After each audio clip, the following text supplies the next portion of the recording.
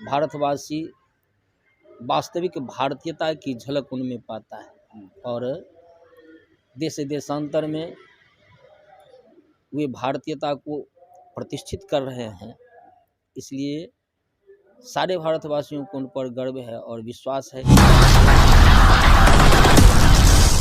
किसी भी धर्म के गठन के साथ साथ यदि मार्गदर्शक ना हो, यदि साधुत्व जीवन वाला व्यक्ति जो कि हमेशा से उस धर्म की जयकार ना करता रहे, तो मुझे लगता है अधूरा ही रह जाएगा। सिमरिया धाम आज जिस ऊंचाई पर है, आस्था के जिस बड़े ऊंचाई पर है, उस ऊंचाई पर पहुंचाने में किसी व्यक्ति का योगदान है, पहुंचाने में किसी व्यक्ति का योगदान है तो आपके कैमरे के नज़र में।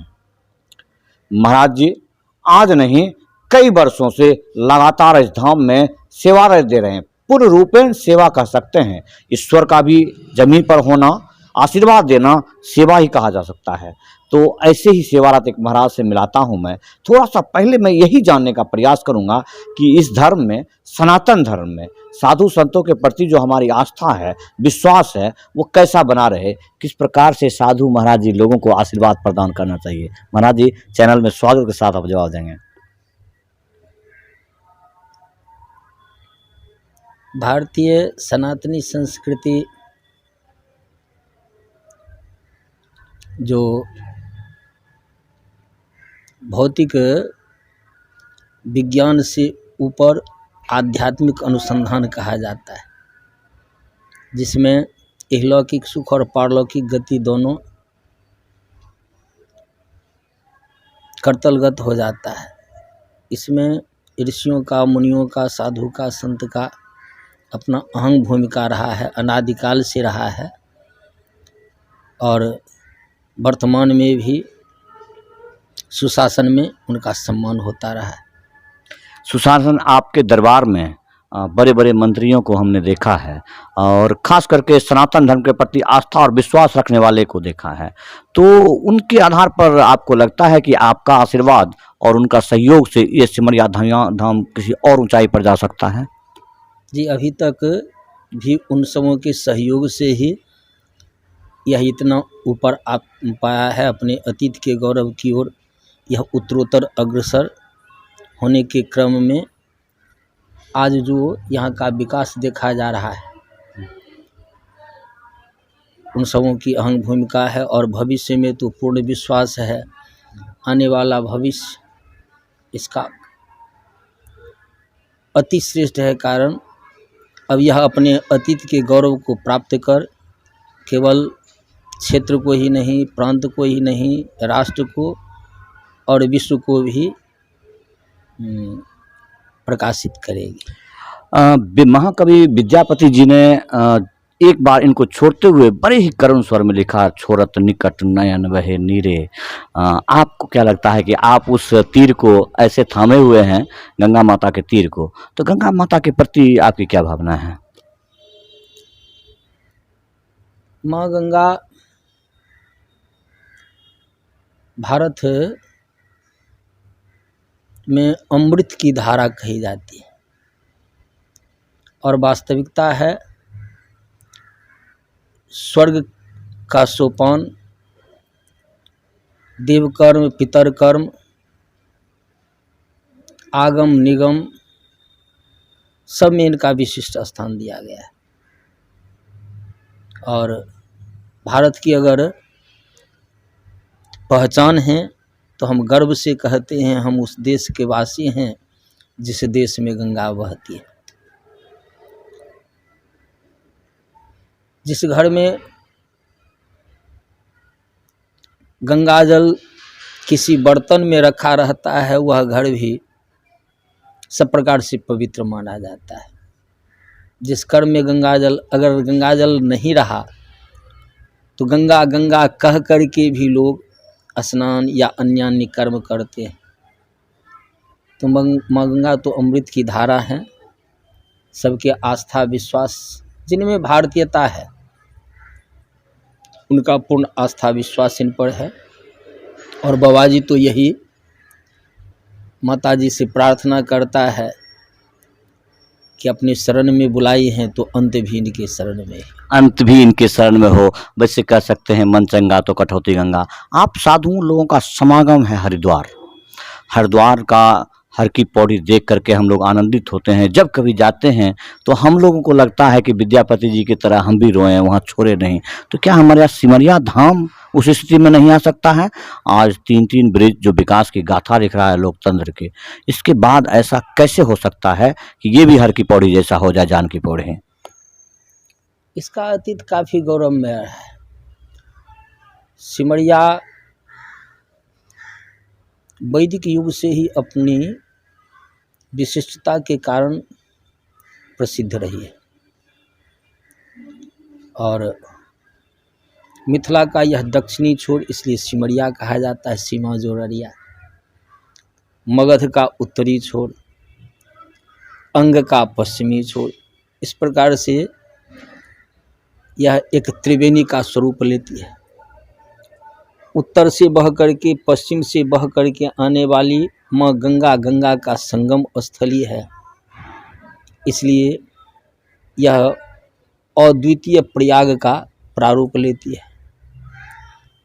और राजा विदेह के समय से ही यहाँ देश देशांतर के पुण्यात्मा वृंद पुनीत कार्तिक के महीना में पधारा करते थे और उनके द्वारा उन सबों का सम्मान हुआ करता था। उचित आतिथ्य के साथ साथ शास्त्र का मंथन हुआ करता था, इसलिए ऋषि मुनि महात्मा सब भी पधारते थे और धर्मप्राण पुण्यात्मा जनता वृंद भी पधारते थे। स्वाभाविक ढंग से जब सुशासन में समुचित व्यवस्था होती है तो लोग देश देशांतर के आते ही हैं। स्वतंत्रता के बाद पुनः यह अपने अतीत की गौरव की ओर अग्रसर है और यहाँ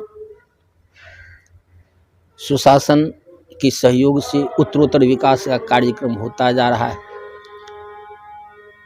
यह अतीत के गौरव को प्राप्त किया, अर्थात आदि कुंभ स्थली, जहाँ अमृत का वितरण हुआ समुद्र मंथन के बाद 14 रत्न निकले, जिसमें ठीक पुनीत कार्तिक के महीना में धनतेरस को धन्वंतरी महाराज अमृत का घड़ा लेकर के प्रकट हुए थे।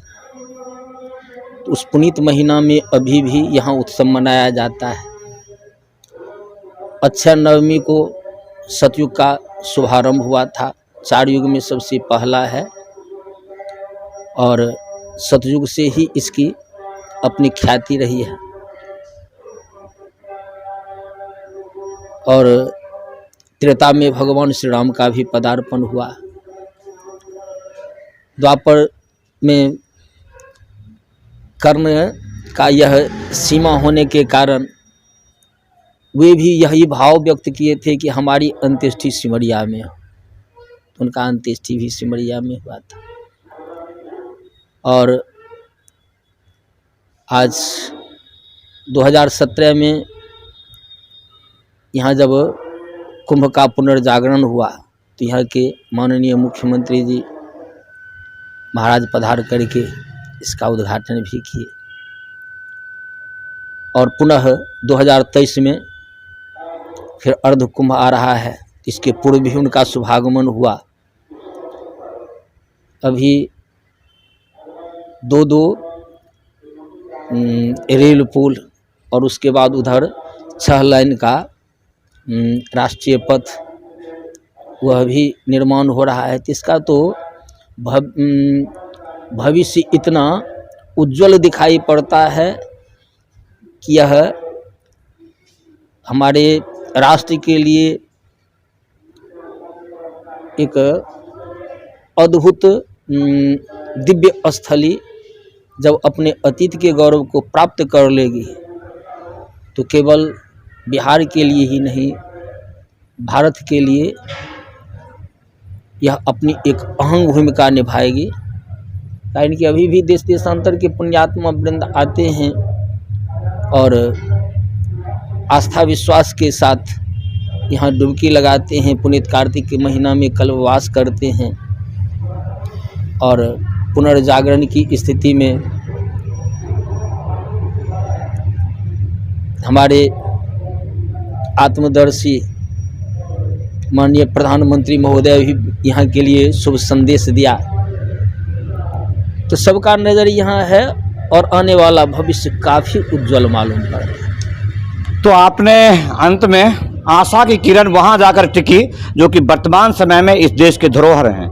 यशस्वी प्रधानमंत्री श्री नरेंद्र दामोदर दास मोदी जी का संदेश यदि यहाँ आया है तो मैं महाराज जी के माध्यम से जानना चाहूँगा कि अगले साल में ही यहाँ पर कुंभ होने वाला है और उस कुंभ में यदि आमंत्रित करते हैं, यदि सिमरिया में प्रधानमंत्री जी आ जाते हैं, क्योंकि आपने अपने पूजन स्थल में दिनकर जी को भी लगा रखा है, तो मुझे लगता है कि आपकी भावना साहित्य से लेकर के कालिदास को भी सब तो बहुत भावना अच्छी है। तो क्या आज उनको लाने का प्रयास करेंगे क्या आप? क्यों नहीं, यह तो गर्व का विषय होगा। और वे तो भारत के मतलब अभी गौरव की स्थिति में आ रहे हैं, कारण कि भारतवासी वास्तविक भारतीयता की झलक उनमें पाता है और देश देशांतर में वे भारतीयता को प्रतिष्ठित कर रहे हैं। इसलिए सारे भारतवासियों को उन पर गर्व है और विश्वास है कि उनका सुहागमन भी होगा। बहुत बहुत आभार आपका महाराज जी। आपने देखा कि महाराज भागीरथ को याद कीजिए, जिनके अटूट तपस्या, अखंड तपस्या से माता गंगा को यहाँ आना पड़ा। और यदि महाराज जी कह रहे हैं तो मुझे विश्वास है कि प्रधानमंत्री जी को तो आना ही पड़ेगा यहाँ। यदि आ गए, चूँकि कई बार मुख्यमंत्री जी को हमने यहाँ देख लिया है, उनका ब्लूप्रिंट भी देखा है, बहुत खूबसूरत है। महाराज जी का सहयोग रहा तो हमें लगता है कि जानकी पौड़ी हर की पौड़ी से कम नहीं होगा। जय श्री राम महाराज जी।